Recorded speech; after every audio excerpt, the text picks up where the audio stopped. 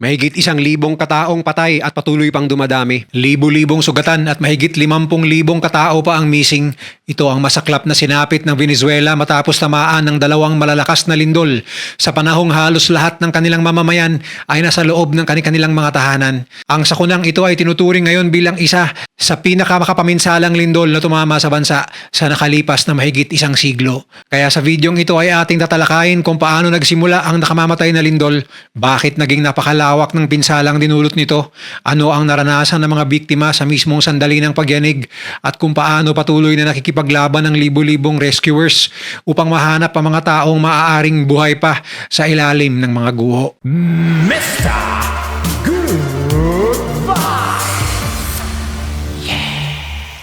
Noong ika-24 ng Hunyo nitong taon, abala ang maraming Venezuelan sa pagdiriwang ng isang pambansang holiday dahil walang pasok sa karamihan ng mga tanggapan at paaralan. Mas maraming tao kaysa karaniwan ang nasa loob ng kanilang mga bahay, apartment, hotel at mga establisimento sa oras na yon. At ang iba ay abala pa sa panonood ng FIFA World Cup sa kanilang mga tahanan. Ngunit pagsapit ng 6:04 ng gabi, biglang nagbago ang takbo ng araw para sa milyon-milyong residente ng bansa. Isang magnitude 7.2 na lindol ang tumama sa hilagang bahagi ng Venezuela ayon sa mga seismologist ng US Geological Survey o USGS. Ang sentro ng lindol ay natukoy mga 23 kilometro sa timog silangan ng bayan ng Yumare sa estado ng Yaracuy at malapit sa lungsod ng Moron sa Carabobo State. Naitala ang pagyanig sa lalim na mahigit 20 kilometro sa ilalim ng lupa. Sa loob lamang ng ilang segundo, nagsimula nang bumigay ang ilang lumang gusali, nagkaroon ng mga bitak sa mga apartment at bahay at nagtakbuhan palabas sa mga residente upang iligtas ang kanilang sarili. Sa ilang lugar, bumagsak na ang mga pader at kisame hanggang ang iba ay naiwan pang nakulong sa loob ng mga elevator at basement parking area. Ngunit habang inaakala ng marami na tapos na ang pinakamasamang bahagi ng sakuna, isang mas malakas at mas makapaminsalang pagyanig ang dumating. Makalipas lamang ng 38 segundo, eksaktong 6:05 PM, isang ikalawang lindol na may lakas na magnitude 7.5 ang tumama sa halos kaparehong lugar. Mas mababaw ito na may lalim na tinatayang 10 kilometro lamang sa ilalim ng lupa. Dahil dito, mas matindi ang naging pagyanig sa ibabaw. Ang mga gusaling nakaligtas sa unang lindol ay lalo pang nanginig habang ang ilan sa mga dati ng napinsalang struktura ay tuluyang bumagsak.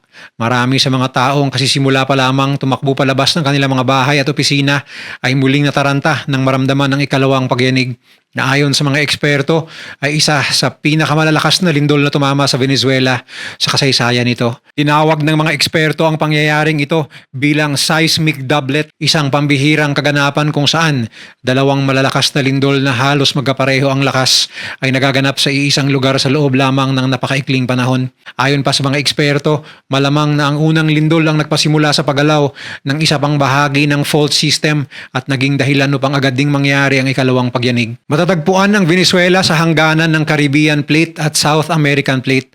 Patuloy na dumudulas ang dalawang tectonic plate na ito sa isa't isa sa loob ng milyon-milyong taon. Sa paglipas ng panahon, naiipon ang napakalalaking puwersa sa pagitan ng mga ito hanggang sa bigla na lamang itong kumawala at nagdulot ng malakas na lindol. Ayon sa USGS, ang pangalawang lindol na may magnitude 7.5 ang nagdala ng mas malaking puwersa at mas malaking pinsala. Sa Caracas, ang kabisera ng Venezuela na tahanan ng mahigit 3 milyong residente, nagsimula ang matinding eksena ng takot at pagkalito sa mismong sandaling tumama ang ikalawang lindol. Sa mga matataas na apartment building, maririnig ang malalakas na tunog ng nagbibitakang semento habang ang mga bintana ay nagkakabasagan isa't isa. Ang ilang residente na nakatakbo na sana palabas matapos ang unang lindol ay napilitang sumubsob sa lupa o kumapit sa mga poste nang muling umuga ng napakalakas ang paligid. Sa ilang gusali, bumigay ang mga hagdanan habang ginagamit pa ito ng mga taong nagmamadaling bumaba, kaya marami ang nalaglag at ang iba ay natabunan. Sa isang residential complex sa Chacao District, isang bahagi ng gusali ang tuluyang gumuho ilang segundo matapos matapos ang ikalawang pagyanig. Ayon sa mga nakaligtas, may mga taong tumatalon mula sa mabababang palapag upang makatakas habang ang iba naman ay nanatiling nakakulong sa loob ng kanilang apartment dahil hindi na mabuksan ang mga pintuan na naipit sa pagkakabaluktot ng struktura. Sa Los Palos Grandes, isang pamilya ang nanonood ng laban sa FIFA World Cup nang magsimulang umuga ang kanilang telebisyon at mahulog ang mga gamit mula sa estante. Habang pababa sila ng hagdan, narinig umano nila ang malakas na pagguho mula sa katabing gusali, kasunod ng makapal na ulap ng alikabok na mabilis na bumalot sa buong kalye. Sa kasawiang palad, isa sa mga miyembro ng pamilya ay naipit sa loob ng bahay at umaasa sila na buhay pa siya hanggang ngayon at naipit lamang sa mga debris.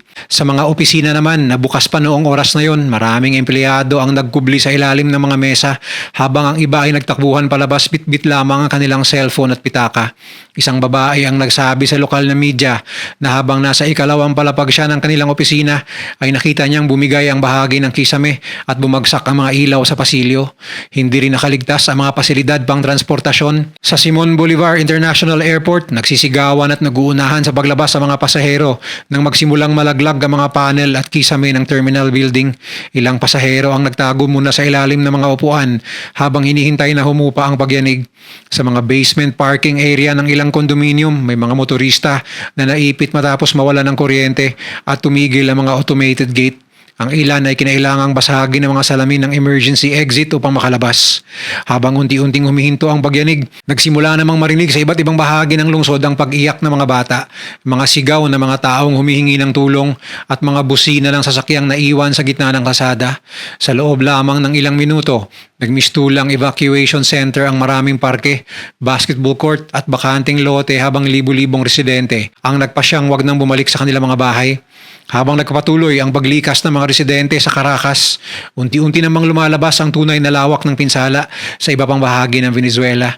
Ilang oras matapos ang lindol, nagsimulang maglabasan sa telebisyon at social media ang mga video at litrato ng mga gusaling naging tambak na lamang ng semento, bakal at basag na salamin.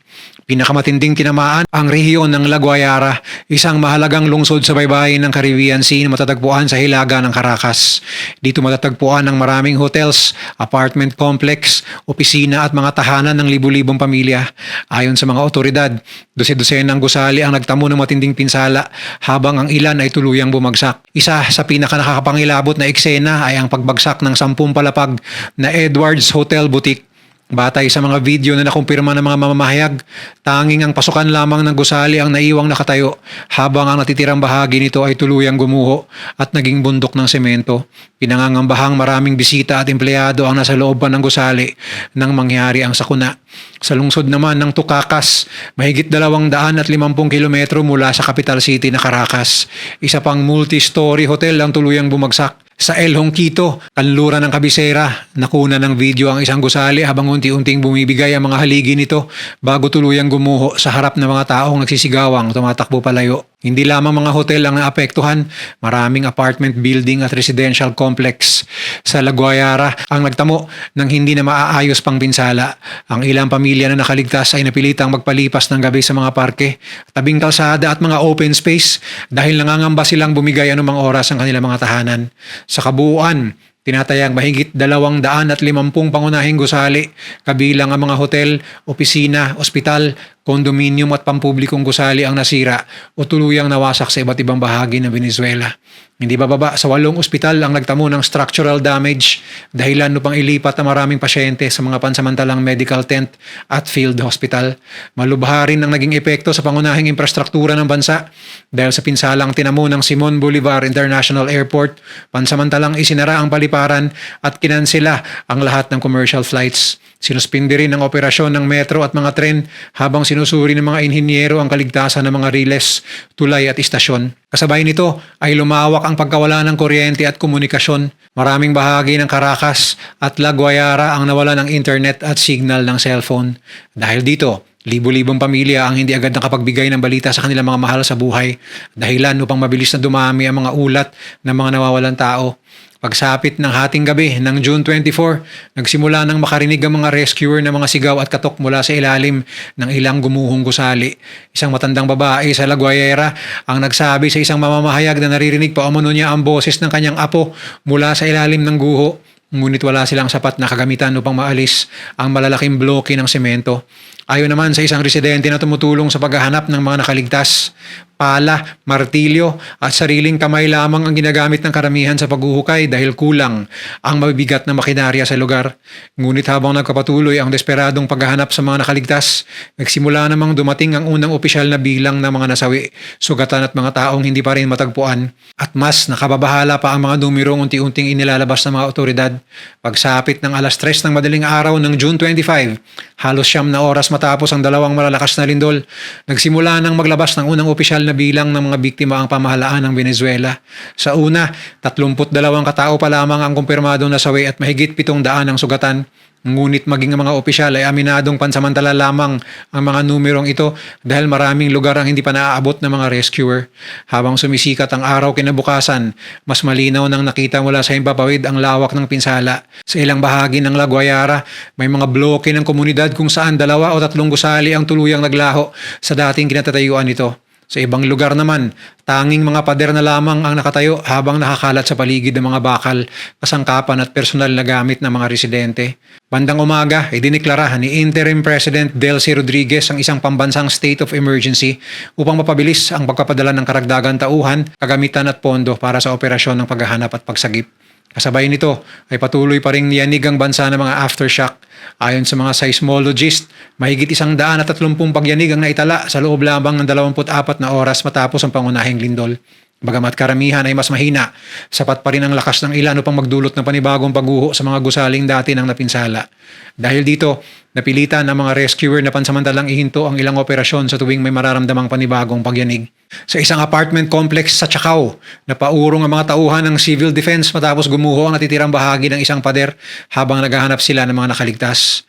Habang lumilipas sa mga oras, mabilis ding tumaas ang bilang ng mga nasawi. Pagsapit ng hapon ng June 26, umabot na sa hindi bababa sa 235 katao ang kumpirmadong namatay habang mahigit 4,300 naman ang sugatan. Ngunit pagsapit ng June 28, umabot na sa mahigit 1,400 ang kumpirmadong patay at mas dumarami pa ang mga missing. Gayunpaman, nangangamba ang mga otoridad na maaari pa itong tumaas ng malaki sa mga susunod na araw.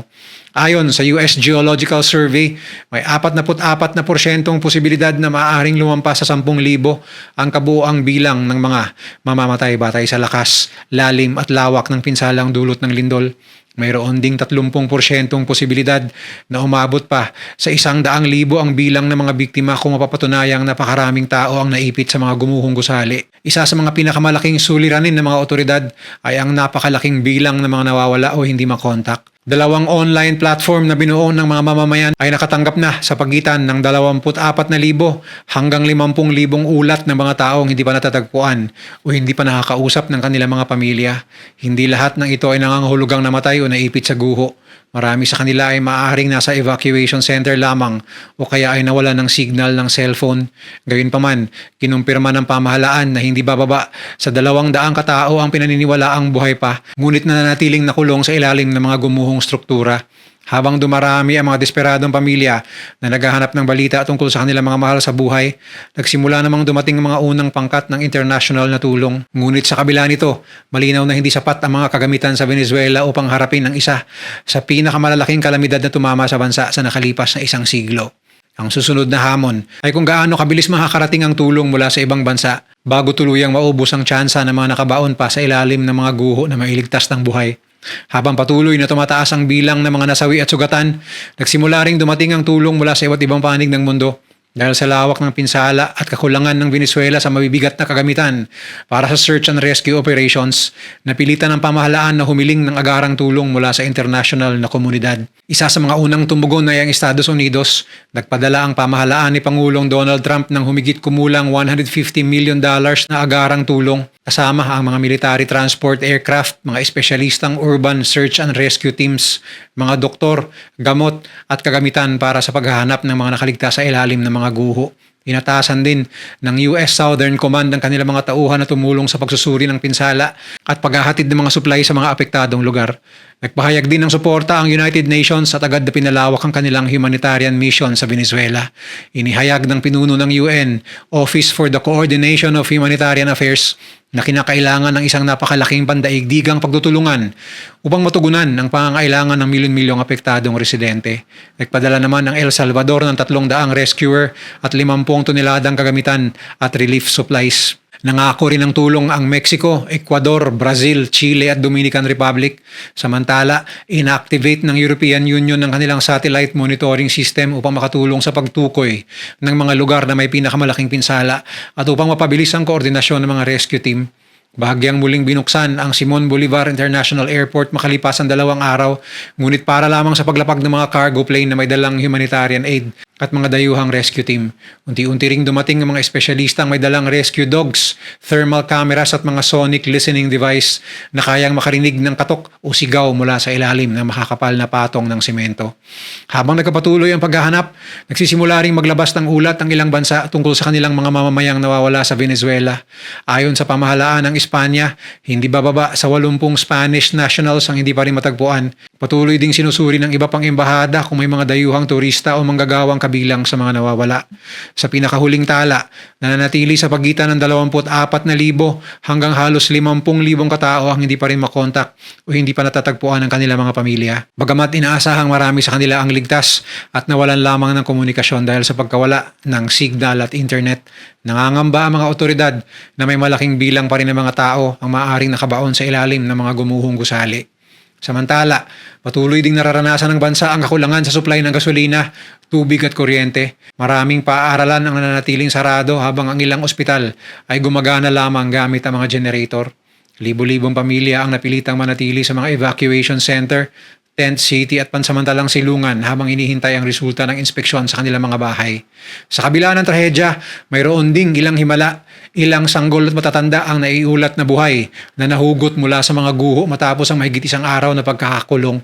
Ngunit para sa libo-libong pamilya na naghihintay pa rin ng balita tungkol sa kanilang mga mahal sa buhay, nananatiling mahirap ang bawat oras na lumilipas. Ang trahedyang ito ay paaalala na walang bansa ang ligtas sa puwersa ng kalikasan.